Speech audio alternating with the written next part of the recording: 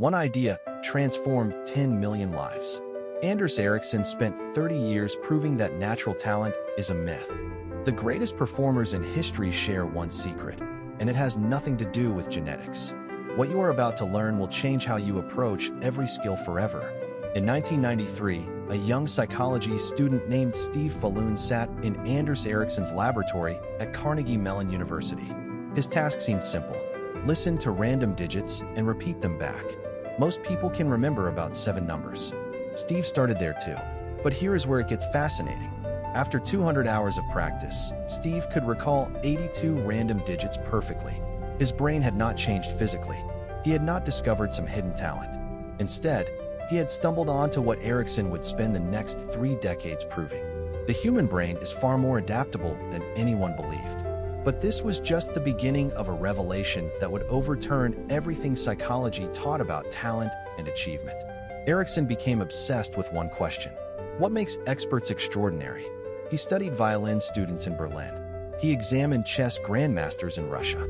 He analyzed surgeons, athletes, and memory champions across 3 continents. And everywhere he looked, the same pattern emerged. The best performers were not born different. They practiced different.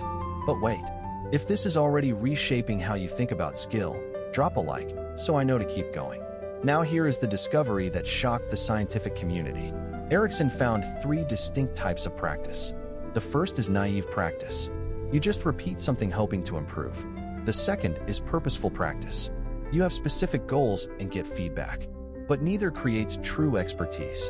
Only the third type does. And understanding this distinction is worth more than any natural advantage you could be born with.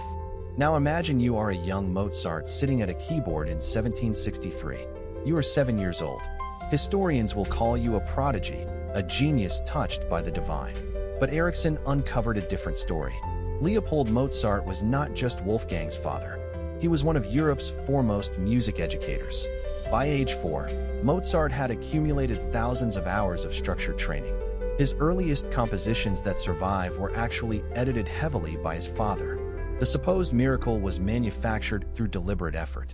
And this is where the story takes an unexpected turn. When researchers analyzed Mozart's truly exceptional works, they found something remarkable. His greatest compositions came not in childhood, but after more than 10 years of intensive practice. The gift was not inborn. It was built. So what exactly is deliberate practice? Ericsson identified 5 critical components. First, it requires a teacher or coach who knows what excellence looks like. Second, it demands activities specifically designed to improve performance. Third, immediate feedback must guide every session. Fourth, it operates at the edge of current ability, never comfortable, never overwhelming. And fifth, it requires full concentration. No autopilot allowed. Think about that for a second. How many hours have you spent practicing something without these elements? Those hours did not count. Not really. This distinction explains why some people play guitar for 20 years and never improve, while others reach professional level in 3. The clock means nothing. The quality of each hour means everything. And there is a biological reason why this works that will fundamentally change how you approach learning. But here is where it gets truly remarkable. Ericsson discovered that experts do not just practice more. They literally think differently. He called these structures mental representations. Imagine a chess grandmaster looking at a board. A beginner sees 32 pieces in random positions. The grandmaster sees meaningful patterns, strategic narratives, possible futures unfolding. Their brain has built specialized software through thousands of hours of deliberate study. And this software changes everything. If you want to see how deep this rabbit hole goes, make sure you are subscribed, because what comes next applies to every skill you will ever learn. Here is the breakthrough. Mental representations are not fixed. They are not genetic. Anyone can build them. The grandmaster was once that confused beginner. The transformation happened through accumulated hours of the right kind of practice. Your brain is waiting to be rewritten. Now here is the question that haunted Ericsson for decades. If deliberate practice creates excellence, why does not everyone become an expert? The answer reveals something uncomfortable about human nature. Deliberate practice hurts. Not physically, but mentally. It demands operating at the very edge of your ability, where failure is constant.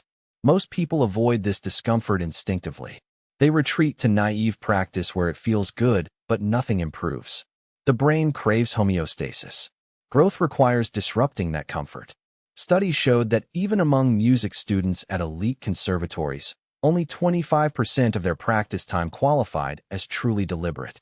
The rest was going through motions. And this brings us to the most important insight in the entire book, the one that separates those who achieve mastery from those who plateau forever. The secret is motivation architecture. Ericsson found that sustained, deliberate practice requires building systems that maintain drive through years of discomfort. External motivation fades.